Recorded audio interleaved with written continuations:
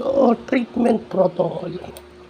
So, ano tong treatment protocol? Ito yung isang guidelines kung paano ginagamot ang isang pasyente. No? Ito yung ginagawa ng mga doktor at mga nurses.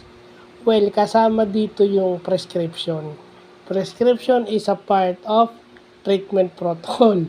So, pag hihingi ka ng assistance, halimbawa, kung saan government agencies, yung reseta, it is considered your treatment protocol. Ibig sabihin kasi, nakalagay kung gaano mo katagal iinumin, ilang beses sa isang araw, at saka kung ilang tabletas, or kung syrup yon, ilang beses sa isang araw mo iinumin, di ba? So, yun yung treatment protocol. Nakalagay doon, ano yung sakit, ano yung sintomas, ano yung lumala, ano yung gagawin.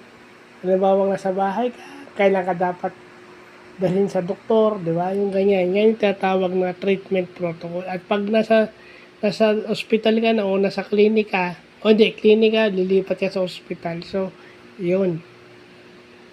Guidelines pala yung treatment protocol na yan. So, maganda at natututunan natin yun. So, yun lang po.